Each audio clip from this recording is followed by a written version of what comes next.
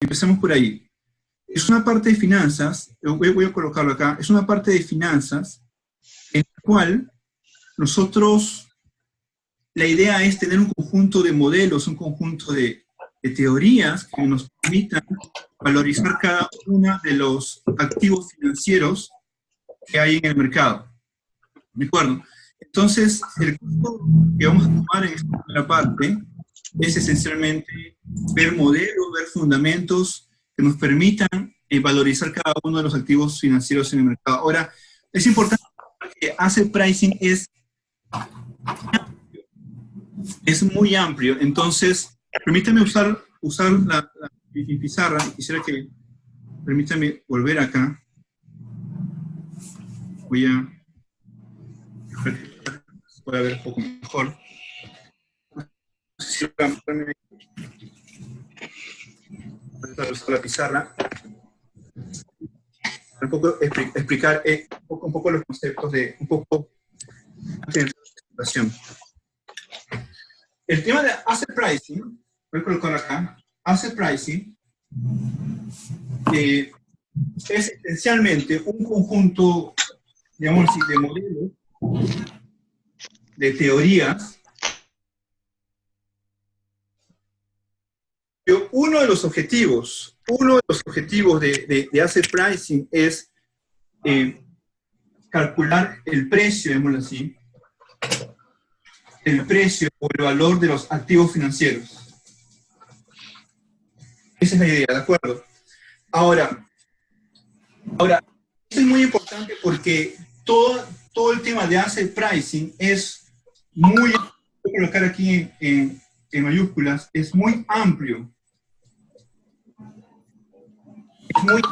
Hay técnicas orientadas a modelos de tiempo discreto, hay técnicas orientadas a modelos de tiempo continuo. Lo que nosotros vamos a hacer en esta primera parte del curso es esencialmente, voy a colocar acá en tiempo discreto. Nos vamos a centrar en todo lo que es tiempo discreto, no vamos a hacer el tiempo continuo, eso sería una segunda, quizás un tercer curso. Ahora, en este primer curso de asset pricing yo me voy a centrar en los modelos y teorías, pero esencialmente 2 o 3, que les voy a explicar ahora en el syllabus, pero permítanme colocarlo aquí.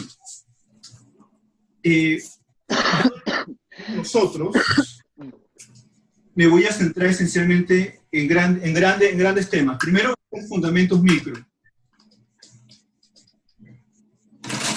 Fundamentos micro voy a coger solamente unos 2 temas puntuales. El primero es la teoría de la utilidad esperada. Ese va a ser un tema principal que vamos a empezar el día de hoy. Lo segundo que vamos a ver es riesgo, es aversión al riesgo en particular. Y lo tercero en estos fundamentos micro es que vamos a ver un primer modelo de portafolio, que yo lo he llamado como el modelo base. Esto va a ser el fundamento micro que vamos a ver el día de hoy y la próxima semana también, quizás, y que esas las 2 semanas siguientes. Ese es el primer punto. Ahora, ¿por qué esto es importante? Porque finalmente, finanzas es microeconomía aplicada. Ahora les voy a contar un poquito cuál es la historia de todo esto detrás, pero en los años 50 hacia adelante, en los años 50, finanzas se convierte en una ciencia, en un field como economía. Antes de los 50, en finanzas, todos los trabajos en finanzas eran esencialmente empíricos, tanto en corporate finance, que finanzas corporativas, como en asset pricing, esencialmente eran modelos estadísticos, pero que no tenían sustento teórico. Entonces, lo que no tenía sustento teórico no podía ser considerado finanzas como una ciencia con la cual se prueba hipótesis, con la cual la teoría tiene algunas predicciones y se pueden datos, ¿no? Entonces, estaba un poco lejos de eso. Entonces, en los 50, en el 44 en particular, la teoría de la utilidad esperada, voy a colocarlo acá, toma un rol relevante en economía, y este es un punto principal para finanzas, porque finanzas se basa, gran parte de finanzas se basa en teoría de la utilidad esperada. Entonces, en este curso vamos a revisar algo de teoría esperada, riesgo y un modelo portafolio base. ¿Ok? Hasta aquí. ¿Alguna pregunta? Déjenme revisar si tienen alguna pregunta en el chat. ¿Tienen alguna duda? Si tienen alguna duda, por favor, lo pueden escribir en el chat para poder, hasta esta parte, para poder, con ustedes resolver. ¿Está claro hasta acá? ¿Sí? Perfecto. Perfecto, genial. Entonces, primer punto, vamos a ver el tema de fundamentos micro.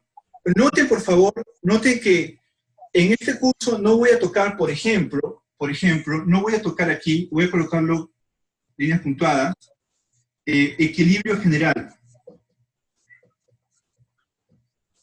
Esto no voy a tocarlo.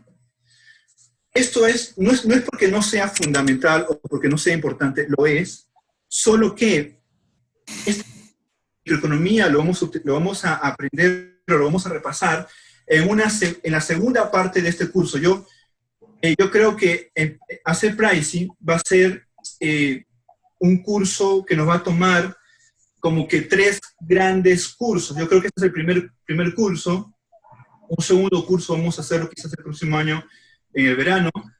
Un tercer curso quizás probablemente sea el próximo año entre abril y junio y julio.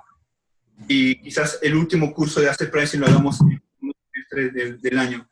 Yo creo que partiéndolo en 4 o 3 cursos, yo creo que podríamos cubrir todo Asset Pricing, que es lo que me gustaría con ustedes enseñarles o discutir juntos y aprender juntos estos temas, por varias razones que ahora yo se los voy a comentar. Entonces, dado que este curso es limitado por el tiempo, no voy a tocar equilibrio general, lo cual sí es importante, pero lo veremos en un segundo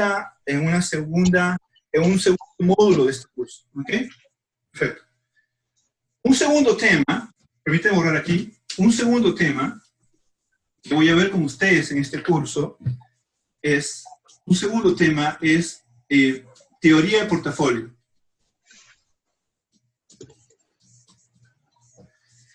En teoría de portafolio, se inicia en 1900, esto formalmente se inicia en 1952, con la tesis doctoral de Markowitz. Markowitz hizo su tesis doctoral, él estudió un PhD en economía, y él hizo su tesis doctoral en el cual él mostraba o recomendaba cuál era la forma óptima en que los inversionistas deberían de invertir en diferentes activos financieros.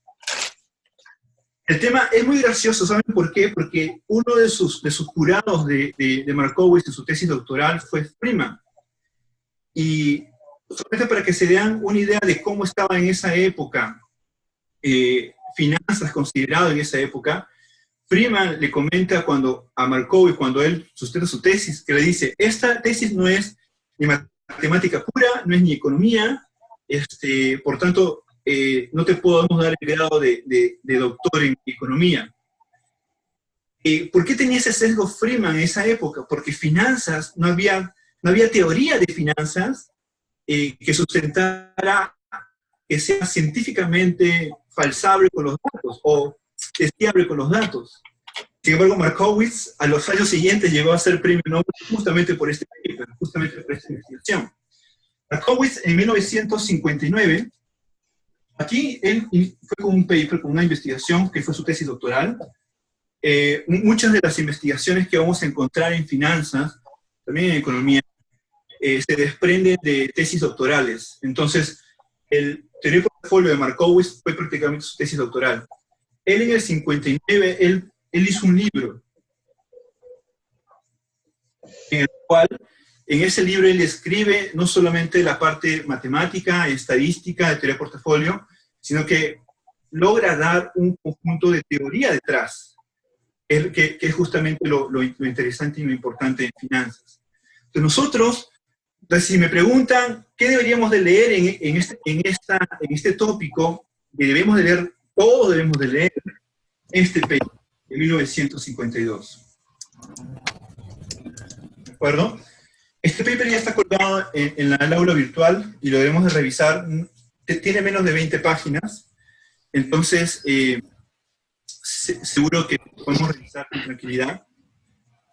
Entonces, un segundo tópico es estudiar y entender un poco con detalle todos estos temas de teoría de portafolio. Ahora, lo interesante de teoría de portafolio es que Markowitz, la teoría que él construyó, se puede probar con los datos, se puede hacer econometría con ello.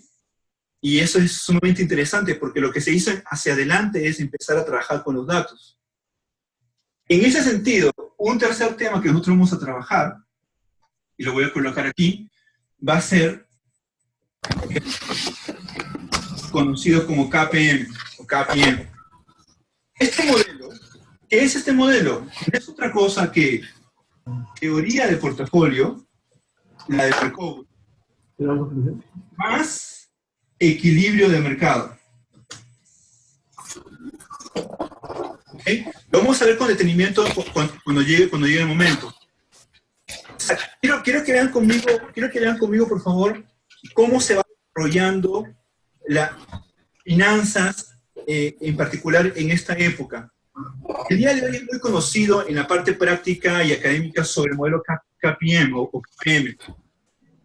Pero en esa época, imagínense, en los fue un paper, ahorita escribirlo aquí, fue un paper de Sharp, de 64. Estoy guardando las capturas, ¿no? Para luego pasar. ¿Okay? Entonces, ¿qué es lo que pasaba en ese momento? En ese momento teníamos el modelo de portafolio de Markowitz, que lo que hacía era indicarte en qué tenías que invertir de acuerdo a la varianza de la media de un portafolio o a la varianza de la media de los activos, pero lo que no teníamos en ese momento, en el 60 inclusive, era el equilibrio de mercado, es decir, cuál es el equilibrio en el mercado financiero. Lo que hace Sharp, y también es premio Nobel, en el paper del 64, es justamente tomar lo de Markowitz, que finalmente de Markowitz es una teoría de demanda de activos financieros, juntar con otro lado del mercado, que es la oferta de activos financieros o el equilibrio en el mercado financiero, con todo ello, analizar cuál sería finalmente el equilibrio en el mercado financiero. Y este modelo se convirtió en los 60, 70 y 80, uno de los principales modelos en finanzas con los cuales hubo mucha investigación para ver si realmente el modelo funcionaba o no con los datos. Entonces, lo que pretende este curso es llegar hasta este punto, hasta este tema que es el KPM, y lo último, que ya es un poco más ambicioso de acuerdo al tiempo, si me permite que tengamos el tiempo suficiente, es ver cuáles son los temas econométricos que podrían surgir, que han surgido en realidad, perdón, con los modelos KPM. Y con eso terminaríamos este primer curso de Asset Price. Hasta aquí, chicos, ¿alguna pregunta? ¿Alguna duda? ¿Todo está clarito?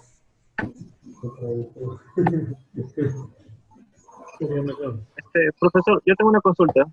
Sí, por favor. Y mientras esta se está haciendo la parte de la teoría de asset pricing, ¿qué pasaba paralelamente con la de corporate finance? Genial, es una excelente pregunta. Permítame borrar esto y hacer una línea. Lo que pasaba era esto en realidad. Permíteme hacer lo siguiente. Estos son los 50, ¿está bien? En el 52 apareció el paper de Markowitz, ¿de acuerdo?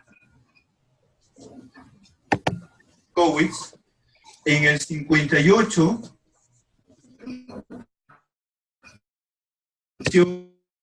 Grignani, voy a colocar o Grignani Miller, que este paper es justamente, esencialmente, el de Corporate Finance.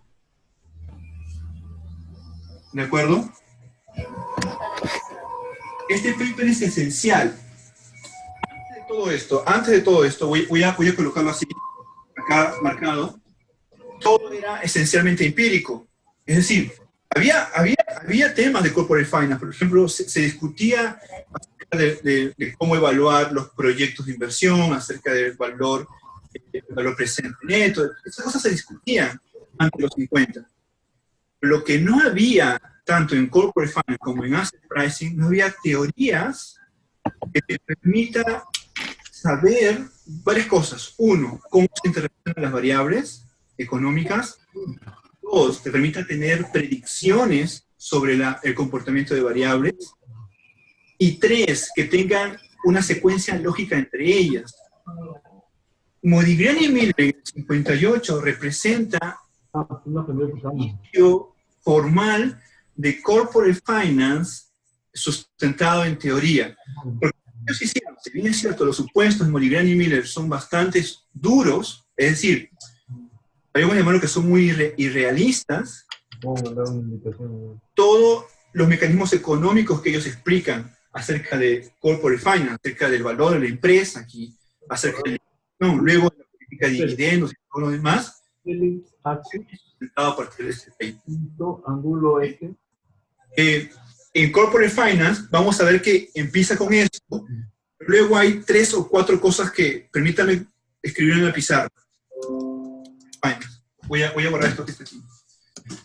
En corporate finance tenemos lo siguiente. En corporate finance, entre los 50 y 80, primero, está el tema de políticas de dividendos. Eso es vital. Segundo, está todo el tema que tiene que ver con estructura de capital.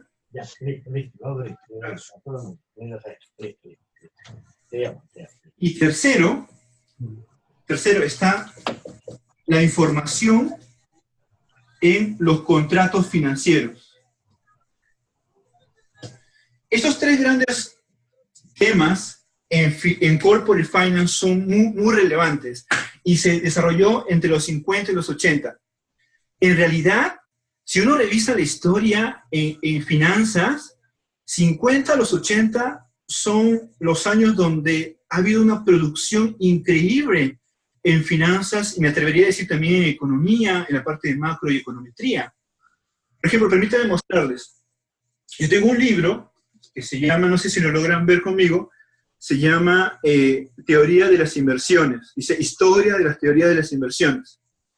Este libro es escrito por un economista, que es Rubenstein, muy conocido en Estados Unidos, y les podría decir que el 50% del libro se centra esencialmente en los 50 y los 80.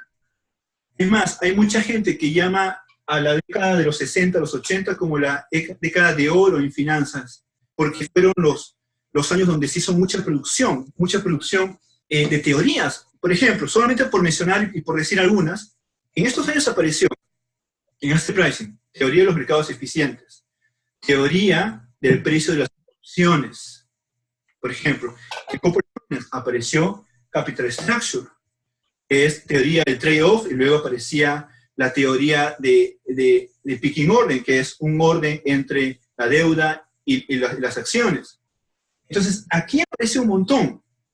Es más, recordarán conmigo seguro en un curso de econometría, que seguro lo han llevado, por ejemplo, el estimador GMM, el famoso GMM, el GMM.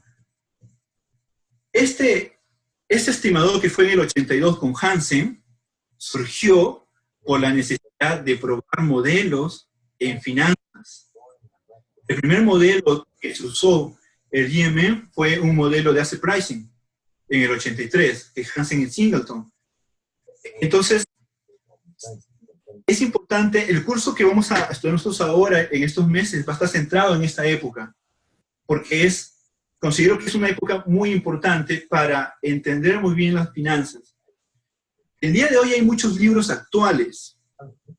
Hay muchos libros. Pero el tema de los libros actuales es que tratan de ser muy amplios y reducen mucha información que es valiosa en esa época.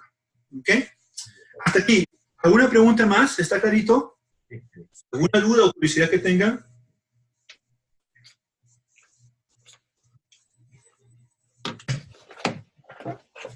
Yo tengo aquí una pregunta de Raúl, me dice, conexión entre asset pricing y cálculo estocástico. Genial. Permítame hacer lo siguiente.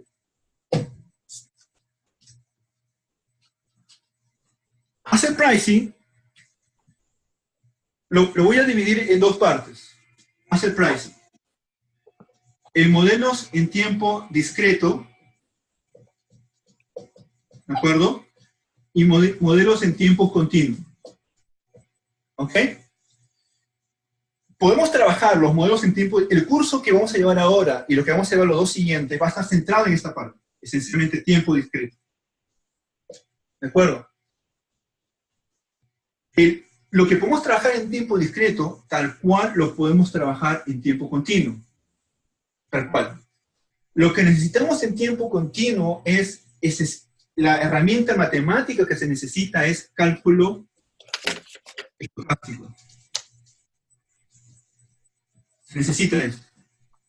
Entonces, antes de empezar a estudiar tiempo continuo es necesario llevar, no un curso, pero yo creo que algunos tópicos fundamentales de cálculo estocástico. Y con eso podríamos trabajar tiempo continuo. Ahora, noten por favor lo siguiente. Si sabemos los modelos en tiempo discreto, la teoría, los conceptos claros, las definiciones y los modelos en esta parte, pasar a tiempo continuo no va a ser nada difícil, más que lo que tenemos que aprender es cálculo estocástico, que son unas herramientas. Porque todo conceptual, toda la parte de definiciones y del modelo, ya lo hemos aprendido en un paso previo. Entonces va a ser mucho más sencillo pasar a este punto. Hay un libro dos libros muy interesantes sobre tiempo continuo. Uno es el libro de Merton. Este libro de Merton es del 92, que justamente es Finanzas en tiempo continuo. Es muy bueno este libro. Sin embargo, para poder sacarle provecho a este libro, uno tiene que tener... Bueno, el libro es autocontenido, porque acá tiene temas de cálculo estocástico, pero es más importante entender la parte teórica inicial. Un segundo libro que es muy usado en tiempo continuo es el de Duffy, que es Dynamic Asset Pricing Models, este libro que está aquí. También es muy usado, también es cálculo estocástico. Sin embargo, yo creo que sería un tema que vamos a tocar luego en un curso posterior. ¿Ok? Hasta aquí, chicos, ¿alguna duda, alguna pregunta? ¿Está clarito hasta acá? ¿Alguna curiosidad que tengan hasta este punto? ¿Sí?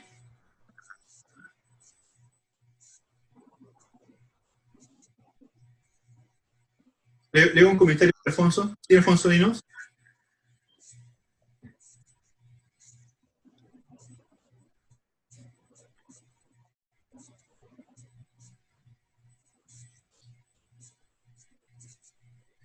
Genial. Alfonso menciona que los modelos de tiempo continuo como que dan cabida a los derivados financieros. Es verdad, es cierto, y también noten lo siguiente, como Bracken Scholes, es totalmente de acuerdo. Alfonso comenta y dice los modelos de tiempo continuo dan lugar a los modelos de Bracken Scholes, por ejemplo, que son para hacer pricing de opciones o de derivados financieros en general. Esto totalmente de acuerdo. Ahora, noten por favor que podemos hacer precios de opciones sin ir a tiempo continuo. ¿De acuerdo? Creo que el libro que les he alcanzado, que es el libro de Joan y Lisenberg, en el capítulo 5, capítulo 6, si no me recuerdo, hace algo de derivado, hace algo de opciones, y no se basa en tiempo continuo, hace en tiempo discreto. Ahora, usted me preguntará, entonces, ¿cuál es la ventaja de hacer en tiempo continuo con respecto a tiempo discreto para temas de opciones o temas de derivados financieros en general? Lo que pasa es lo siguiente. En tiempo continuo es mucho más fácil modelar un movimiento aleatorio, un movimiento browniano, que en tiempo discreto. Entonces, y además toda la matemática que tenemos en tiempo continuo es muy útil para poder modelar derivados financieros. Es decir, Es decir, cuando trabajas en tiempo continuo, es mucho más sencillo con la herramienta de trabajar derivados financieros. Esa es la gran verdad. ¿Ok? Muy bien, acá tengo una pregunta que me dice, ¿cuál es la relación entre asset pricing con macrofinanzas? Genial. Permítanme hacer un pequeño gráfico.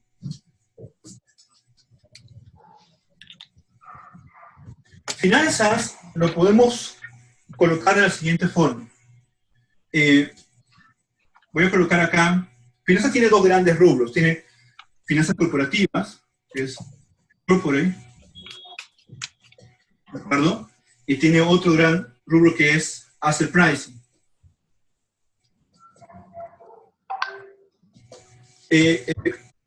Noten que he puesto dos conjuntos que se intersecan. Es porque hay veces en los cuales se trabaja corporate con asset pricing en un solo modelo. Se trabajan cosas juntas, ¿de acuerdo? Macrofinance o macrofinanzas está en este lado. Voy a escribirlo acá así. Este es otro set, otro conjunto que es macro particulares business cycles o ciclos económicos. Macrofinance es la intersección. Es decir, es cuando yo trabajo modelos de macroeconomía con corporate finance y con asset pricing. ¿De acuerdo? Macrofinance lo que hace es buscar, lo que busca es entender cómo los ciclos económicos está relacionado con, por ejemplo, los precios de los activos, por ejemplo, el valor de la empresa, o por ejemplo, la política de dividendos de una empresa, cómo está relacionado con el ciclo económico, con el PBI, con la inversión, con el consumo, por ejemplo. ¿De acuerdo? Entonces, obviamente, para poder llegar a estos modelos de macrofinance, que es un grupo que está investigando en eso en el mundo, hay que tener claridad de qué cosas es corporate finance, qué cosas es asset pricing, qué cosas es ciclos económicos. Le mando un poco más de conocimiento de finanzas y de economía tal cual. ¿Ok? Genial. Perfecto. ¿Alguna pregunta más para cerrar esta parte? ¿Hasta aquí está clarito? ¿Sí? Genial. Perfecto. Permítame ir, por favor, a la presentación. Permítame ir a la presentación. Cualquier presentación que tenía inicialmente. Muy bien. ¿Qué es asset pricing? ¿Qué cosa es lo que dicen los grandes profesores aquí en Estados Unidos? De qué cosa es asset pricing. Campbell, y aquí lo estoy marcando, permítanme ¿no? Campbell indica que asset pricing, la teoría de asset pricing busca describir el equilibrio en los mercados financieros. Noten que dice el equilibrio en los mercados financieros, donde los agentes económicos intercambian activos que tienen retornos futuros e inciertos. Esto es clave, por favor, quiero que reflexionen conmigo sobre esto. ¿Qué es asset pricing? Asset pricing, la teoría de asset pricing busca describir el equilibrio en el mercado financiero. Es decir, nos interesa la parte de la demanda de activos financieros y nos interesa la parte de la oferta de activos financieros. Nos interesa también cómo se llega al equilibrio. Es decir, ¿cuál es el precio de equilibrio en los mercados financieros? Una pregunta que surge acá, ¿el precio de equilibrio es estable? ¿Una economía tiene un precio de equilibrio realmente?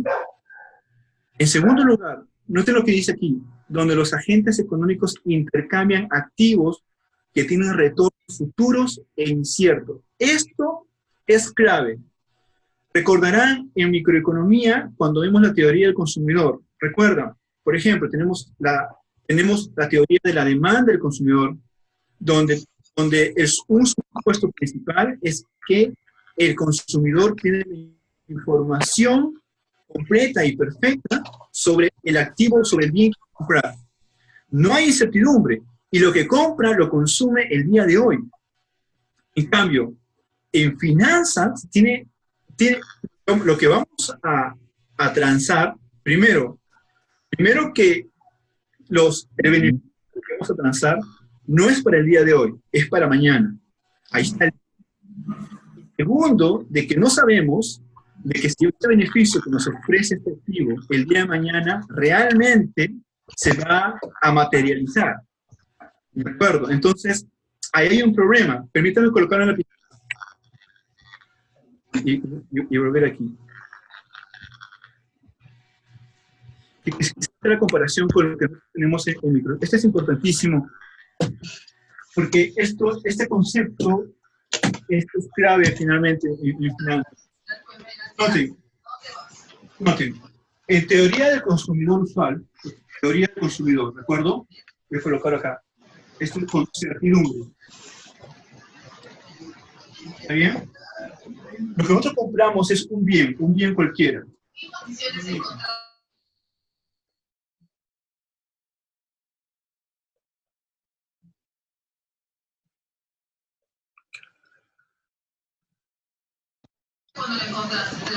Voy a simplificar un poco el tema. Cuando vamos a teoría del consumidor, llamémoslo así, pero con incertidumbre,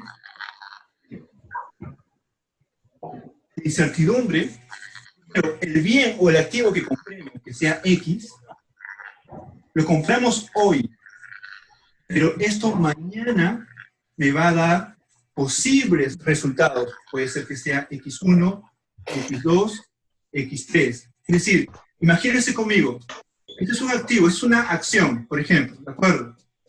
¿Está bien? Y mañana como dividendo me va a dar, por ejemplo, 3 unidades de consumo o 5 unidades de consumo o 7 unidades de consumo. Es decir, yo no sé cuál exactamente va a ser el valor que este activo me va a dar el día de mañana. Entonces yo tengo incertidumbre aquí. Y por otro lado, este beneficio va a ser mañana, no hoy. Este es distinto a lo que tenemos en teoría consumidor estándar en microeconomía. Yo compro un bien hoy y hoy lo consumo, y si compro X yo obtengo. En cambio, si yo compro aquí X, primero que no es hoy, mañana me van a dar el rendimiento de X. Segundo, que no me van a dar X, me van a dar X1 o X2 o X3. ¿De acuerdo? Tengo incertidumbre y tengo tiempo. Entonces, esto que está aquí, esta estructura del activo financiero, cambia radicalmente, llamémoslo así, la teoría del consumidor cuando analizamos incertidumbre. Y justamente finanzas está centrado en esto que está aquí. Muy bien. ¿Hasta aquí alguna pregunta, muchachos? ¿Alguna duda? ¿Está claro hasta acá? ¿Sí? Genial. Perfecto. Entonces, Campbell en el 2018, la opinión de él es que asset pricing, la teoría de asset pricing busca describir un equilibrio en el mercado financieros, donde los agentes económicos intercambian activos entre retornos futuros e inciertos. Miren, por favor, el segundo bullet. Aquí. Cochrane. Cochrane, en su libro del 2005, dice lo siguiente. Asset pricing trata de entender el precio o el valor de los activos que tienen pagos inciertos. Noten, por favor, la diferencia entre Campbell y Cochrane. Campbell se centra en equilibrio de mercado financiero y Cochrane considera de que solamente asset pricing es un conjunto de modelos sobre el precio de los activos. Correcto. Entonces, la pregunta es, ¿cuál de las dos visiones son preponderantes el día de hoy? Bueno, el día de hoy, la mayoría considera de que la teoría de asset pricing es una teoría de equilibrio en el mercado financiero, no solamente de precio, ¿de acuerdo? Verán que entre lo que dice Campbell hay cosas similares. Por ejemplo, Cochrane dice, el precio de los activos que tienen pagos inciertos. La incertidumbre, tanto en Cochrane como en Campbell, están. Es decir, los dos consideran de que en finanzas, en asset pricing, la incertidumbre es un valor importantísimo. ¿De acuerdo? Lo que dice Cochrane en 2005 en su libro dice, para valorar calcular el precio de un activo, se debe tomar en cuenta el tiempo y el riesgo de sus pagos, que lo vamos a ver en todo este curso en particular. Cuantificar la incertidumbre o la corrección por riesgo, precio de un activo representa un reto en asset pricing. Quiero detenerme un segundo en esto que está aquí. Voy a hacer lo siguiente.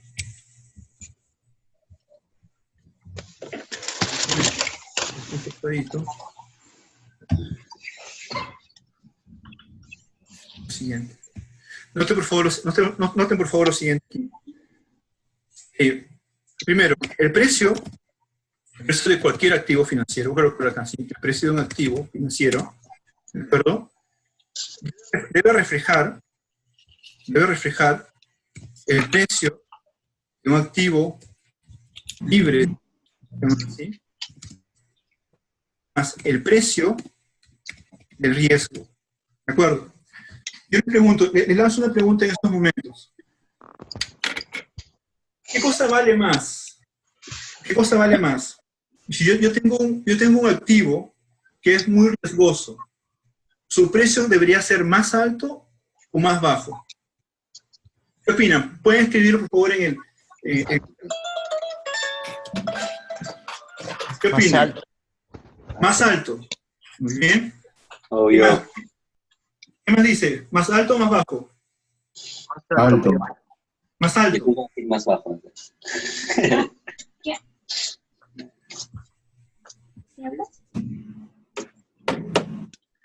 Muy bien.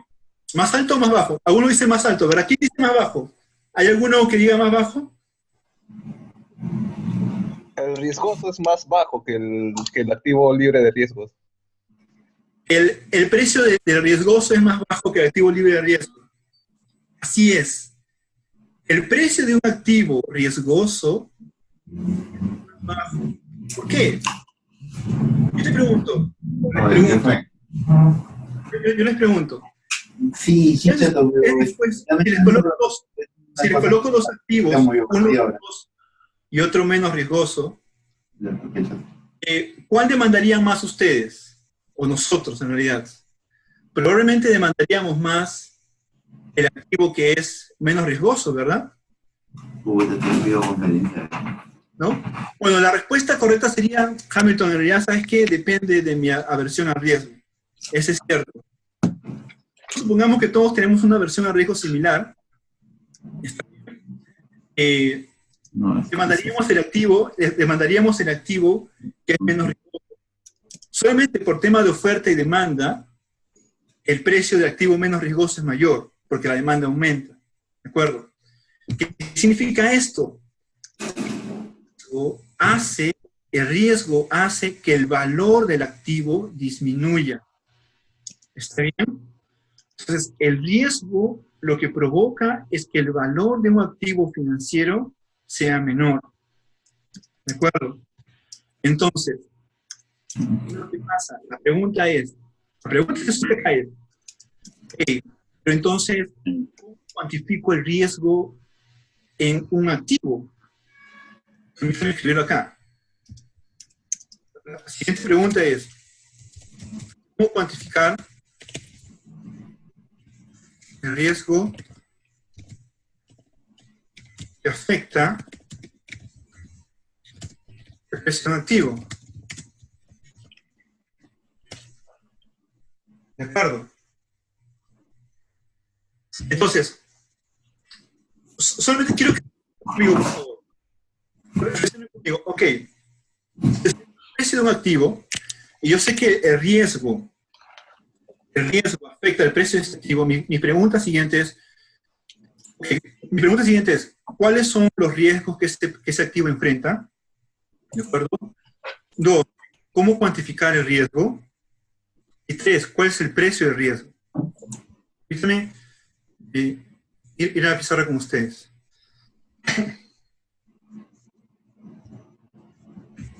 ¿Me logran ver, verdad?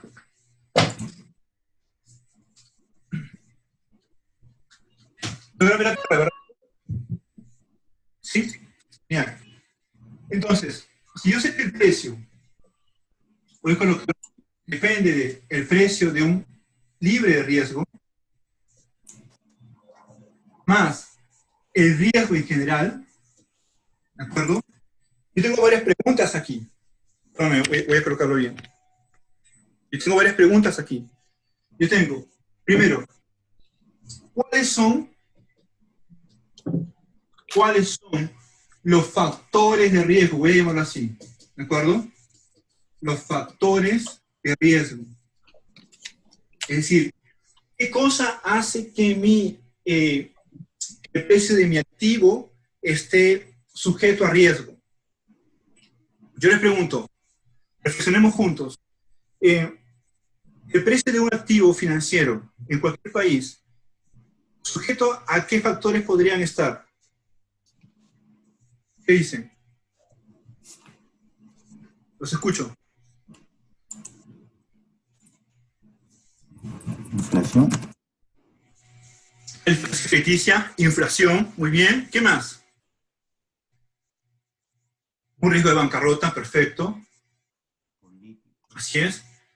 Riesgo, por ejemplo, de política, riesgo país, así es, exacto. Riesgo financiero, si es riesgo de tasa de interés, de tipo de cambio. Es decir, podríamos aquí, permítame colocar aquí, riesgo puede ser un montón de cosas, un montón de factores. ¿Está bien? Un montón de factores. Entonces, una pregunta es definir cuáles son los factores de riesgo. La segunda pregunta que surge es cuantificar ese riesgo. Es decir, cuánto realmente ese riesgo, la cantidad de ese riesgo, afecta a mi precio. ¿De acuerdo? Voy a colocar acá el Q de riesgo. Y lo tercero es el precio de riesgo. Estos dos los vamos a ver con detalle en los modelos KPM en particular, ¿de acuerdo? Pero entonces pensando a este nivel solamente, sin hacer ningún modelo en estos momentos, estamos de acuerdo en que el precio depende de un precio, algo que es libre de riesgo, y depende de riesgo que necesitamos saber cuáles son los factores de riesgo, cuál es la cantidad que este activo está sujeto a este riesgo, cuál es el precio de estos factores de riesgo. Entonces, Asset Pricing lo que busca es justamente trabajar en estos puntos. Por ejemplo, existe un modelo, el modelo KPM, que lo vamos a ver en el curso más adelante, que lo que dice es, de los factores de riesgo que existen en la economía, de los tantos factores de riesgo que existen en la economía, uno es sumamente importantísimo, que es el mercado. ¿De acuerdo? Segundo, lo que dice es el precio de riesgo es el rendimiento del mercado menos el rendimiento del activo libre de riesgo. Y tercero, lo que dice es la cantidad de riesgo, el Q, es la covarianza de mi rendimiento de mi activo con respecto al mercado sobre la varianza de rendimiento del mercado. El KPM te dice cuál es el principal factor, te dice cuál es la cantidad de riesgo y te dice cuál es el precio de riesgo. Vamos a ver esto con detalle en KPM. Ahorita es más que nada un overview. Entonces Asset Pricing, un modelo de Asset Pricing te dice esto que está aquí. Hay otro modelo que ya no es KPM, es consumo KPM. ¿De acuerdo? En el cual lo que te dice es, mira, el principal factor de riesgo no es el mercado, es la tasa de crecimiento del consumo. Es lo que te dice este modelo de Consumption KPM.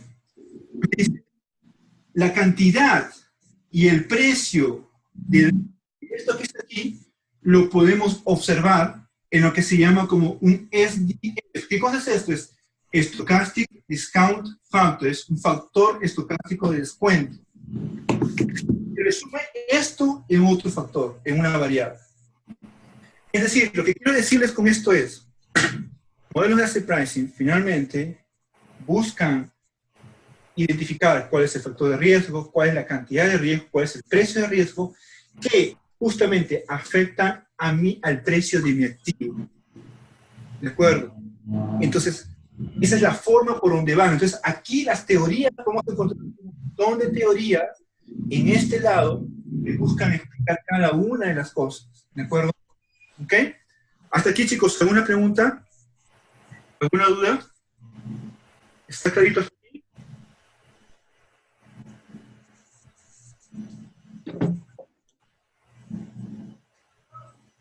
¿Algún comentario quizá?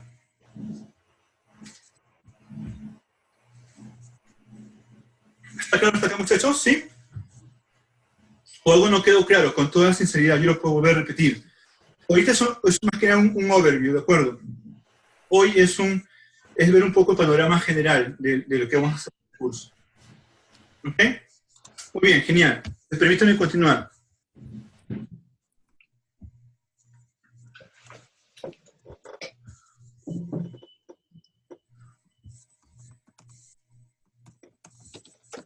Déjenme ver dónde está.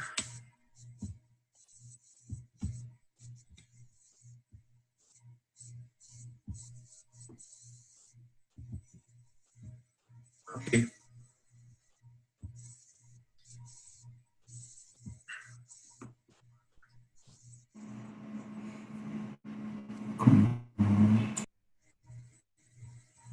Ok, acá tengo otras preguntas antes de continuar.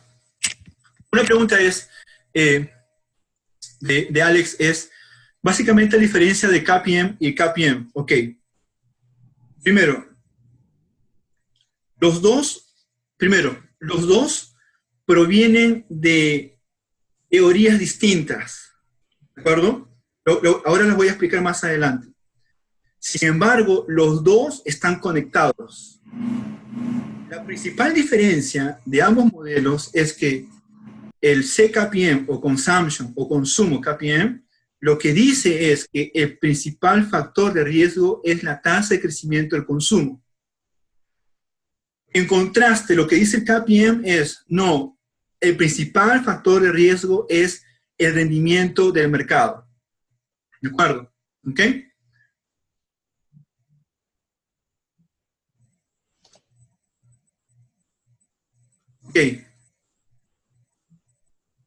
Ok. Perfecto. Acá veo una pregunta de Gonzalo. Bueno, ahora les voy a mencionar que tenemos que leer para la próxima clase, no se preocupen. Rado indica, el KPM tiene supuesto mercado eficiente. Ok. Mercado eficiente es un concepto importantísimo, ¿de acuerdo? Que no necesariamente está ligado con el KPM. ¿Qué es lo que dice mercado eficiente? Es algo sencillo. Mercado eficiente dice lo siguiente. El precio del día de hoy del activo financiero refleja toda la información disponible al día de hoy. ¿De acuerdo?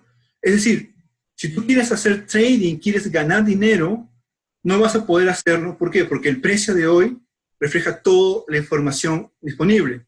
Si crees que, imagínense que viene una nueva información al mercado, todos se enteran de algo. Lo que supone el mercado financiero es que todo el mundo se entera rápidamente, a la misma velocidad, al mismo tiempo, y todo el mundo dice, ok, vamos a comprar, compremos, y todo el mundo compra, y cuando llega a comprar, cuando va a la ventanilla a comprar, porque tiene nueva información, lo que va a encontrar es que el precio ya subió. Por tanto, ya no van a comprar, ya no van a hacer ganancias. ¿De acuerdo? Ahora, eso es un concepto que está ligado con KPM, pero no necesariamente es uno de los fundamentos del KPM. ¿De acuerdo? Muy bien, genial. Continuemos. Entonces, para resumir esta parte, una idea principal del punto 1 y el punto 2. Primero, recuerden, asset pricing, lo que busca asset pricing es describir el equilibrio del mercado financiero. Eso es lo que queremos con las teorías o los modelos de asset pricing. ¿De acuerdo? No solamente queremos precios, queremos una teoría que nos describa los mercados financieros. Primer punto. Segundo punto, asset pricing toma en cuenta dos cosas. La incertidumbre, ¿de acuerdo? La incertidumbre, y en segundo lugar, el tiempo, porque recuerden, en activos financieros, cuando yo los compro, cuando yo los tengo, lo que yo voy a buscar es tener un rendimiento en el futuro, no el día de hoy. ¿Ok? tres cosas importantes. Equilibrio del mercado financiero, incertidumbre, y lo tercero, tiempo. Son cosas importantísimas. Es más, hay un libro que es muy utilizado en finanzas, que se llama justamente así. Se llama así, acá les voy a enseñar. Se llama La economía del riesgo y el tiempo, que es la economía de la incertidumbre y el tiempo. Porque esencialmente finanzas tiene estos dos componentes. Tiene el componente de incertidumbre y tiene el componente de tiempo. ¿Ok? Muy bien. Perdóname. Esquiadas tiene un libro en el 2009, ilustra el factor tiempo y riesgo con lo siguiente. Noten lo que dice él. Dice, los agentes intercambian, transan en mercados financieros para transferir fondos entre el tiempo, ¿de acuerdo? A lo largo del tiempo y a lo largo de los estados de la naturaleza. ¿Qué significa esto? Esto es importante. Esto es importante. A ver. Primero, permíteme volver a la pizarra. Necesito la pizarra otra vez. Permíteme ver un segundo más la pizarra. Confírmeme, por favor, si se logra ver bien la pizarra. ¿Logran ver bien la pizarra? ¿Sí? ¿Se ve bien o no? ¿Sí? Ya, perfecto. Genial. Gracias. Ok. Noten, permítanme hacer este gráfico. Este es el tiempo. ¿De acuerdo? Este es el tiempo. Y esto que está aquí, lo voy a colocar, es estados de la naturaleza. Le voy a explicar sobre qué cosa es esto. ¿De acuerdo? Okay. Este es el tiempo T sub 0, T sub 1. ¿De acuerdo? El inversionista, el agente económico está preocupado por transferir recursos entre el día de hoy y el día de mañana. ¿De acuerdo?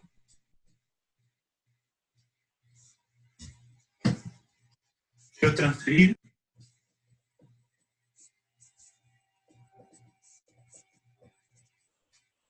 transferir recursos entre hoy y mañana. Esta es una decisión intertemporal. ¿Está bien? Pero también está preocupado en lo siguiente. En el estado de naturaleza. ¿Qué son estado de naturaleza? Esto es incertidumbre.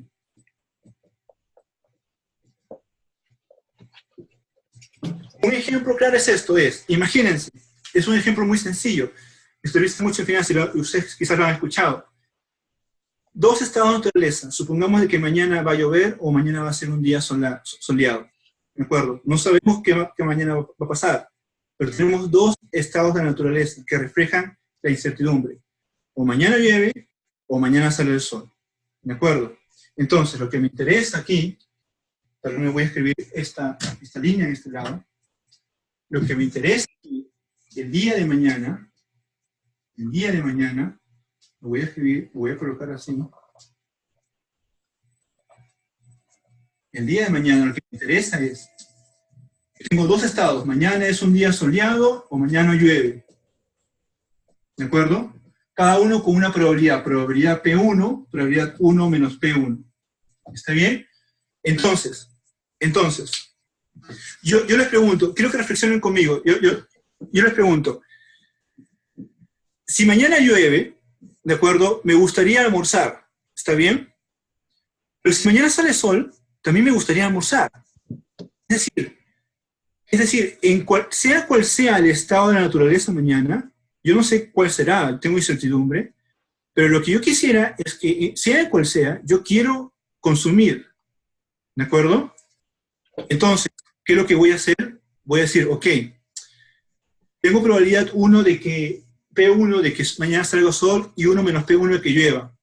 Entonces voy a transferir recursos entre cada uno de esos dos estados de naturaleza. Entonces, por ejemplo, voy a comprarme un ticket, de acuerdo, que me diga, por ejemplo, si es que mañana sale sol, voy a almorzar, pues si a mí mañana sale lluvia, voy a almorzar, pero almorzaré un sándwich, yo no almorzaré un lomo saltado, por ejemplo. ¿Está bien? Entonces, ¿qué es lo que estoy haciendo? Es transferir recursos, pero ya no entre hoy y mañana, sino entre los estados de la naturaleza. ¿Y por qué hago esto?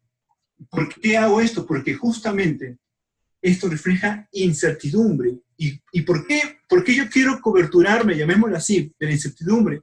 Porque finalmente los agentes económicos lo que quieren es suavizar consumo entre los estados de la naturaleza, entre toda la incertidumbre y entre el tiempo, ¿de acuerdo?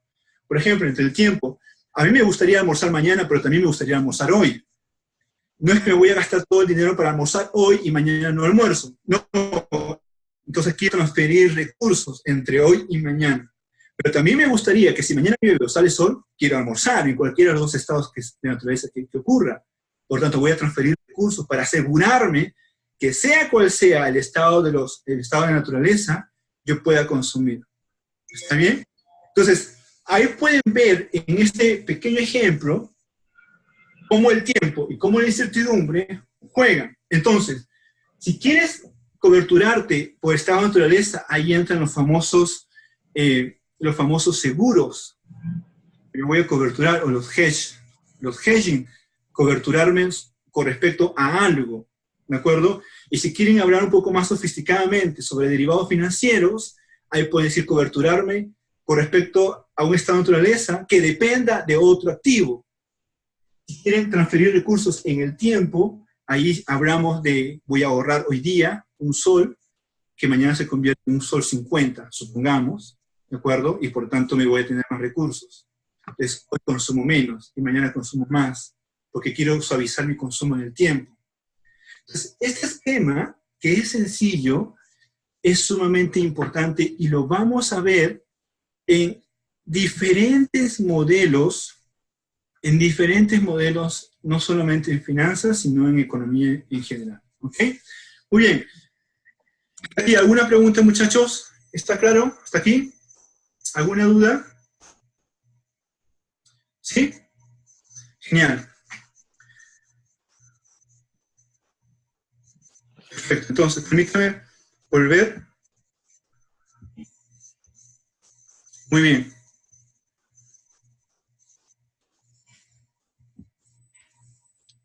Okay. Entonces, el punto 4. Así como en el mercado de bienes se utiliza la oferta y la demanda para entender el precio de los bienes, en finanzas vamos a hacer lo mismo. Vamos a utilizar la oferta y demanda de activos financieros. Este va a ser nuestro enfoque en este curso. Vamos a tratar de tener los dos lados del mercado para poder analizar los activos financieros. Hay tres grandes teorías en asset pricing. La primera, voy a empezar de aquí abajo, este lado que está aquí. La primera es la frontera media varianza, ¿de acuerdo? Que es esta que estoy marcando con amarillo. Esto que está aquí esencialmente es el modelo de Markowitz. Es el Markowitz 52. ¿De acuerdo? 52 y 1959. Tobin, voy a colocarlo acá, Markowitz hizo este modelo, pero con activos riesgosos. ¿Está bien? Lo que hizo Tobin en el 58, 1958, ¿sí? Extendió el modelo de Markowitz, ¿me acuerdo de Markowitz? Pero más activo libre de riesgo. Me acuerdo que esto es lo que vamos a ver en el curso. Entonces, la primera gran teoría en asset pricing es esencialmente el modelo de media varianza, que se conoce así como el modelo Markowitz, y esencialmente ese modelo de media varianza está basado en la función de utilidad esperada, creo que nosotros vamos a estudiar también en la siguiente clase, en la aversión a riesgo y en la prima por riesgo, ¿de acuerdo? Ese es el primer gran tópico que vamos a cubrir en este curso. Ahora, verán conmigo que este es un enfoque de equilibrio parcial. ¿De acuerdo? Es decir, solamente aquí, lo voy a marcar acá, ¿por qué equilibrio parcial? Solamente vamos a ver la demanda de los activos financieros. ¿De acuerdo? Esencialmente eso es. Lo de Markowitz es un modelo de demanda de activos financieros, finalmente. O de cómo tenemos que invertir dado un nivel de riqueza en particular. El segundo, permítame un momento aquí, déjame ver si es que... Denme un segundo acá.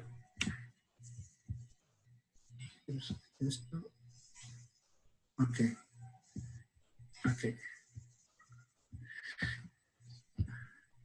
El segundo gran, llamémoslo así, teoría en asset pricing tiene que ver todo con los modelos de factores, de precios, que es el que estoy marcando aquí. ¿De acuerdo? Esto que en este gran rubro está el modelo KPM, que vamos a verlo también, el modelo KPM, pero intertemporal, que lo he marcado ahorita con amarillo. Está el modelo de APT. ¿Qué cosa es APT? Es Arbitrage Pricing Theory, es un modelo basado en arbitraje, ¿de acuerdo? Entonces, el segundo gran rubro está en este lugar. Nosotros en el curso no nos vamos a detener en este gran rubro porque solamente tenemos tiempo para poder llegar hasta KPM. Verán conmigo que entre este gran rubro de Beta Representation y de frontera media eficiente hay una conexión. Esta conexión la vamos a ver en el curso, en este primer curso, para ver cómo llegamos de uno al otro y del otro hacia la media varianza, hacia la frontera media varianza. Y el tercero, que representaría un curso también, es el factor de descuento estocástico. Este que está aquí, en este enfoque, es donde aparece el modelo de Consumption-Based Asset Pricing Model. Hace un momento me preguntaron cuál es la diferencia entre este modelo de consumo y el modelo KPM. Les comenté que ambos venían de diferentes vertientes teóricas. En realidad sí, el modelo de consumo, KPM, viene de esta vertiente teórica que es llamada el factor de descuento estocástico, y el KPM viene de una representación lineal de los precios, ¿de acuerdo? Entonces es distinta. Permítanme un segundo, volver a la pizarra. Ok. Quisiera comentar lo siguiente. Les acabo de comentar que hay tres grandes teorías, ¿de acuerdo? La primera es llamada Stochastic Discount Factor. ¿Por qué lo llaman así? Por lo siguiente.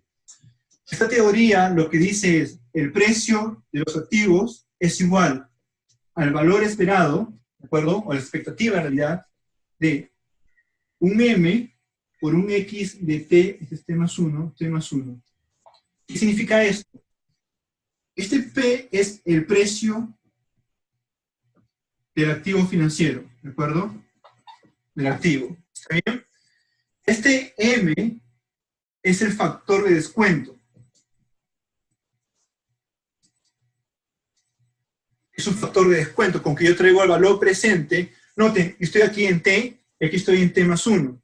Yo traigo valor presente, algo, el rendimiento de mi activo, lo traigo al día de hoy. ¿Está bien? Y este X que ven aquí, se le conoce como el payoff. Lo van a encontrar en los libros en inglés como el payoff, el famoso payoff. No es otra cosa que el rendimiento. Noten, no es la tasa de rendimiento, es el rendimiento, ¿de acuerdo? Es el número de unidades monetarias o en bienes de consumo que te va a dar el activo que tú estás comprando, ¿de acuerdo? ¿Está bien? Entonces, esto es el famoso payoff. ¿De acuerdo? ¿Está bien? Entonces, lo que dice Stochastic Discount Factor es que este factor de descuento es estocástico, ¿de acuerdo? Es una variable. ¿Ya? Y que, miren lo que dice, por favor. Acá quiero que vean esto. Este enfoque, lo que dice es, el precio del activo financiero depende de un factor de descuento y depende de su rendimiento. Okay, entonces, si yo encuentro cuál es el comportamiento del factor de descuento y cuál es el comportamiento del payoff o de los rendimientos, ya está, ya encontré el precio de los activos. Permítame ir un paso más, por favor. Permítame hacer lo siguiente. Permítame dividir todo entre el precio del activo, ¿de acuerdo? El precio del activo acá quedaría 1, ¿está bien? Entre el precio del activo acá quedaría entre P de T, ¿de acuerdo? Este que estoy marcando aquí, el X T más 1, entre el precio del activo, se le conoce como el rendimiento del activo. ¿De acuerdo?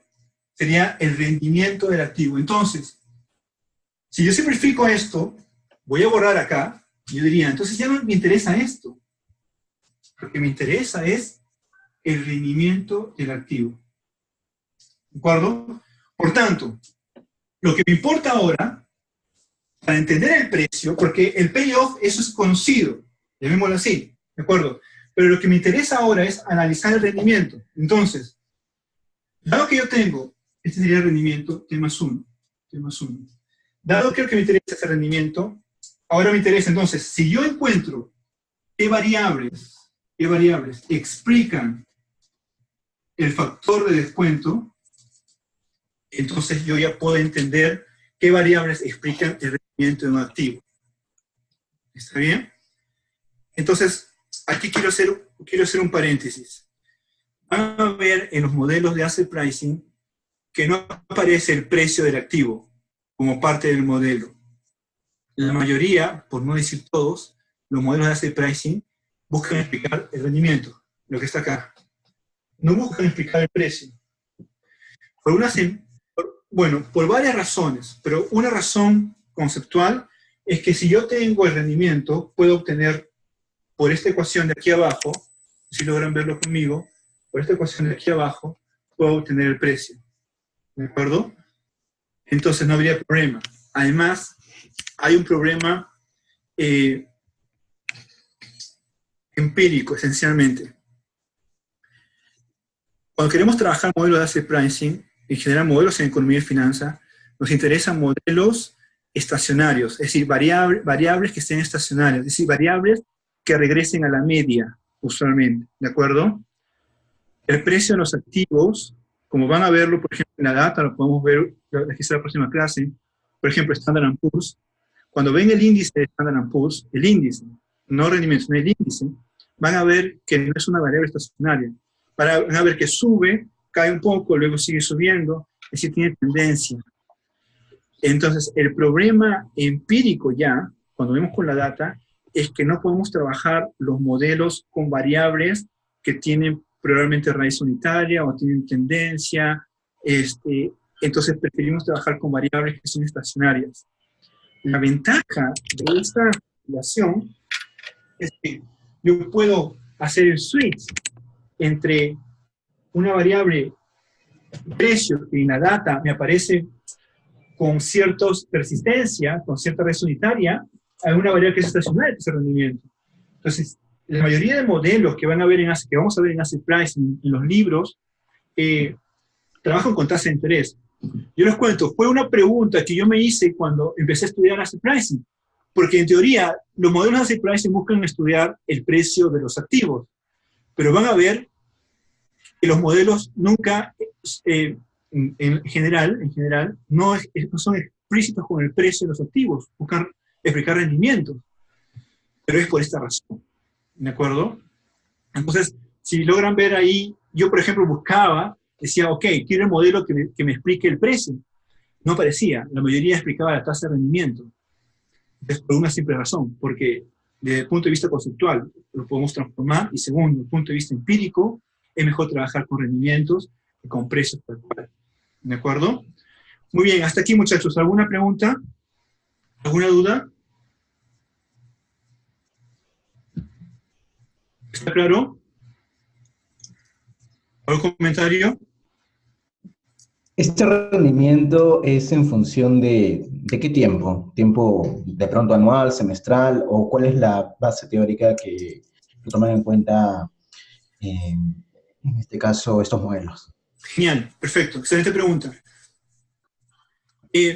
Los modelos, como son generales, este T que aparece aquí puede ser diario, puede ser semanal, puede ser mensual, anual, semestral, etc. La definición de qué data, de qué tiempo consideres tú en tu modelo, consideramos en nuestro modelo nosotros, va a depender de qué es lo que deseamos estudiar. ¿De acuerdo? De qué deseamos trabajar. Por ejemplo, hay personas, hay papers que investigan esto cuando el tiempo es anual. Por razón, porque cuando el tiempo es cada año, hay variables que están disponibles, como por ejemplo los dividendos. Permítame hacer solamente lo siguiente. Voy a borrar esto que está aquí y voy a borrar esto acá, ¿ok? Yo tengo lo siguiente. Tengo el precio de un activo, es PDT, el día de hoy, ¿de acuerdo? Mañana, el T más 1.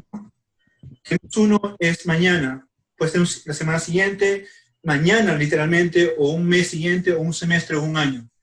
Yo tengo este precio, mi activo se va a convertir en su precio más dividendos.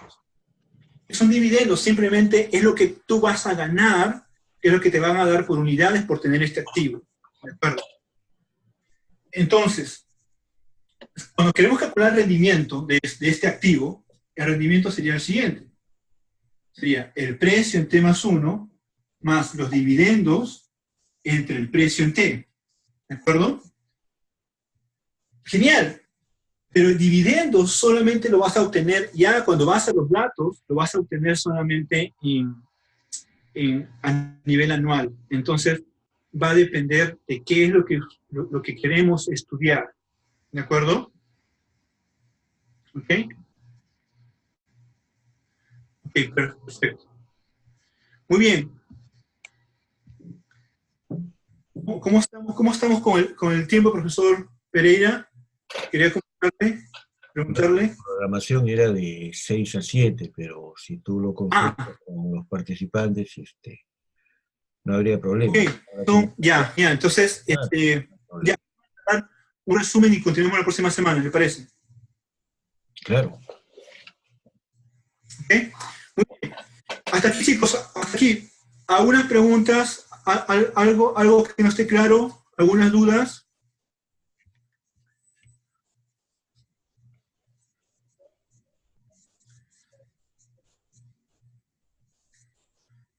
Muy bien, entonces permítame ir con unos temas un poquito más administrativos, ¿de acuerdo?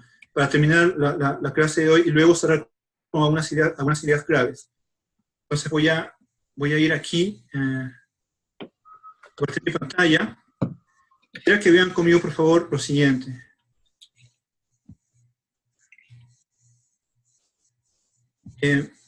Ok.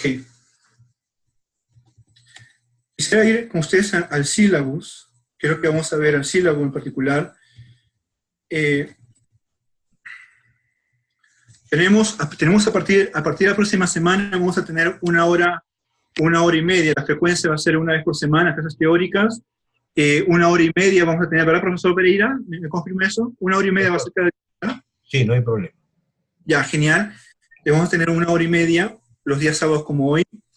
Los días miércoles, el profesor Alfonso Chan nos está apoyando, él me está ayudando con el tema de las clases prácticas, ¿de acuerdo? Entonces, va a ser cada 15 días las clases prácticas y van a ser los días miércoles. Abajo está el cronograma que ahora se los voy a enseñar. La evaluación del curso consta de 4 problem sets. Lo pueden hacer de a 2 personas. ¿Qué cosa va a haber en el problem set? Es un conjunto de ejercicios, ¿de acuerdo? Por ejemplo, les voy a dejar el primer problem set, de todas maneras va a venir resolver algunos problemas de la función de utilidad esperada, encontrar, por ejemplo, el portafolio óptimo cuando tienen un solo activo libre de riesgo y un activo riesgoso, por ejemplo, calcular, por ejemplo, la aversión al riesgo de dos funciones de utilidad, algo como esas cosas, ¿está bien? Háganlo en grupo de 2 y discútanlo entre ustedes. Es muy valioso que lo discutan, que comparen sus respuestas, que entre ustedes mismos verifiquen si es que están bien o no están bien. En las clases prácticas seguro vamos a resolver estos ejercicios que les dejamos como problem set, ¿de acuerdo? Y finalmente va a haber un examen final. ¿Qué va a ser el examen final? El examen final, dado que va a ser un solo examen, tiene bastante peso en el curso, yo voy a dar prioridad a los conceptos. Por ejemplo, un concepto clave que les voy a enseñar más adelante también. Por ejemplo, una pregunta, por ejemplo, puede ser, ¿cuál es la diferencia entre el modelo KPM y el modelo de Markowitz? ¿Qué significa equilibrio de mercado en el mercado financiero, por ejemplo? ¿Está bien? ¿O qué significa arbitraje? Conceptos fundamentales de finanzas que les voy a ir enseñando en el camino. ¿Está bien? Y van a ir, por ejemplo, también ejercicios, ¿no? Como, por ejemplo, encontrar el portafolio óptimo basado en una función de utilidad tal cual, etcétera, etcétera. ¿De acuerdo? Encontrar la frontera eficiente de tal problema de optimización. Vamos a usar, si quiero decirles, yo voy a usar, porque requiere el material, optimización de Lagrange, que es matemática, la que llevamos en la facultad usualmente, y esencialmente va a ser álgebra lineal. Vamos a usar algo de álgebra lineal, que es uno de los primeros cursos que llevamos también en la facultad, entonces no habrá ningún problema por ese lado. ¿Okay? La bibliografía, yo les recomiendo que revise este libro, lo estoy marcando aquí, de Joan y Lisenberger. Este libro es viejito, yo me lo compré en realidad de segunda, porque ya no lo venden en nuevo, porque ya está fuera de impresión, y es este libro que está aquí. Lo compré por Amazon. Y este libro es un súper libro. Este libro me lo recomendaron aquí en mi clase del doctorado.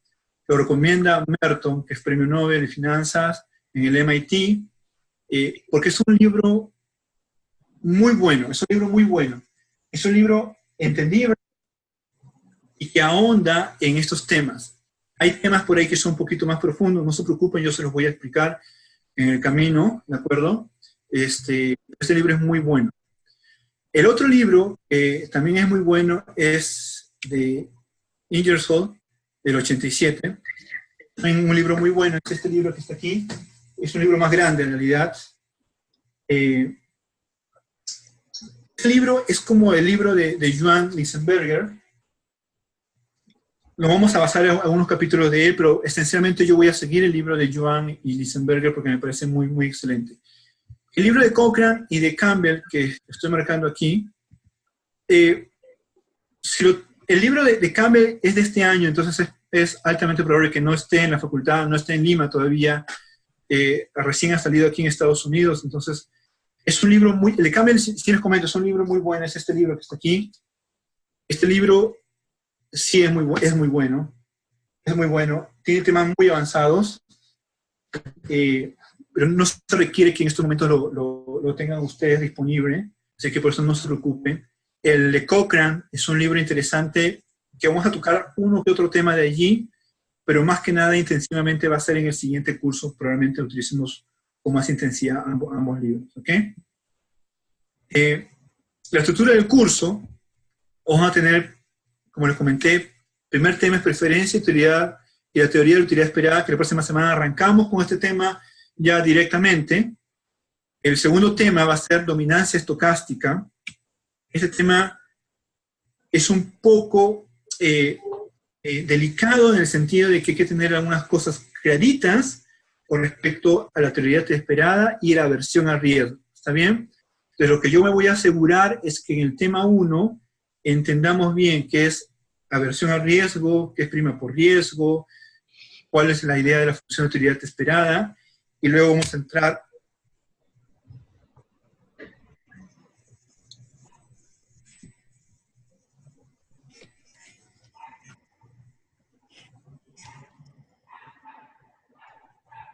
¿Se apagó? ¿Me escuchan? Sí, sí. Mi pantalla se fue. Es decir, no puedo ver, no los puedo ver. Mejor dicho, se puso negra mi pantalla. Qué raro. Le vemos perfectamente a Hamilton. Ah, sí, qué raro. Quizás sea mi computadora. Ok, entonces, voy a seguir un poquito sigo pero explicándoles un poquito.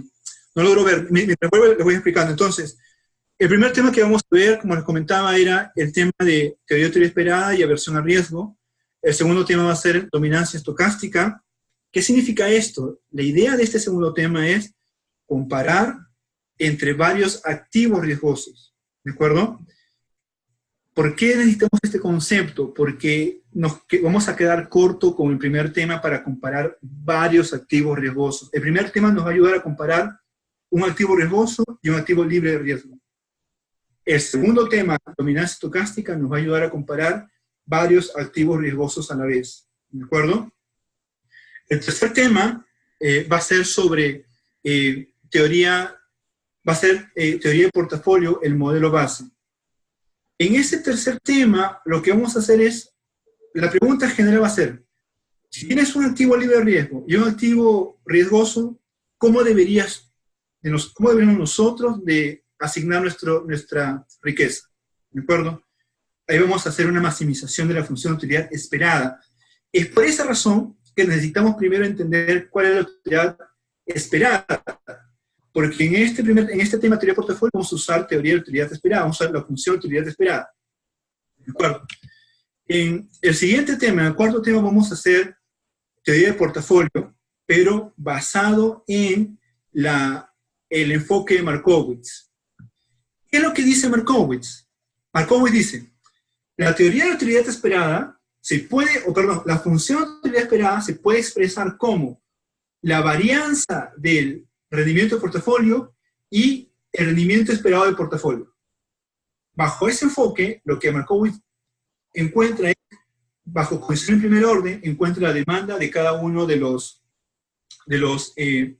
activos financieros riesgosos.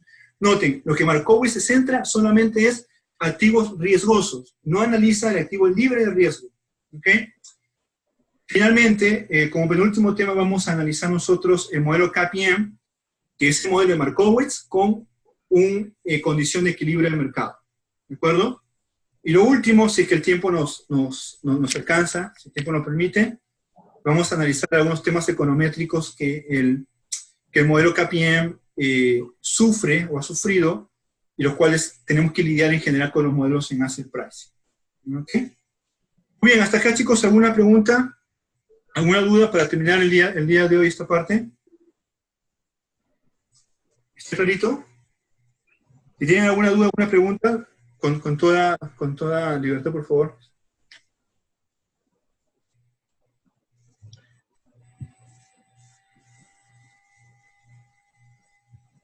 Bueno, Hamilton, perdóname, si que no hay ninguna pregunta, si me concedes unos 2 o 3 minutos. Por favor. Sí, bueno, he estado acompañando la presentación desde casi sus inicios, llegué algunos minutos un poco más tarde, y bueno, felicitarte y agradecerte en nombre de la facultad por tu compromiso y dedicación, y salvando una barrera que en realidad ya no es una barrera, ¿no? De la distancia física, y lo estás, digamos, superando satisfactoriamente con una asistencia sostenida por encima de los 20 estudiantes. Y bueno, esto evidencia el gran compromiso que asumiste antes de irte momentáneamente a la facultad. Cuando conversamos y te comprometiste en apoyarnos, lo estás haciendo. Nuevamente la gratitud por ello.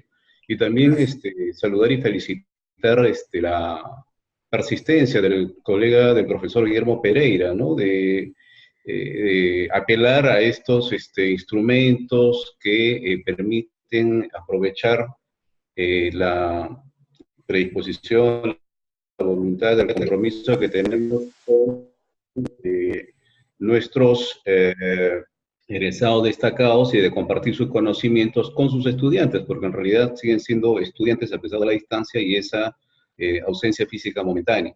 Entonces, aquí aprovechar este medio para decir a los muchachos, aprovechen los recursos que pone la facultad a disposición de ellos y, como lo hemos dicho en alguna anterior ocasión, que le saquen el jugo pues, a sus destacados predecesores. Y bueno, felicitaciones en lo que a mí corresponde y como te digo, he estado siguiendo atentamente y me he convertido en un alumno más de tu clase, ¿no? Refrescando algunas ideas de hace, creo que, no sé, suena un poco incómodo decir décadas o quinquenios atrás. Gracias, Hamilton. Gracias a usted, mi profesor. No, es un placer, cuente conmigo y gracias al profesor Pereira porque él prácticamente me ha ayudado en todo este tema tecnológico, de verdad que es increíble. Y han hecho un gran esfuerzo ustedes desde el lado de la facultad y yo por aquí trataré de apoyar en lo que pueda. Gracias y profesor Pereira, yo le dejo a usted para ya culminar esta parte. Sí, muchas gracias, Hamilton.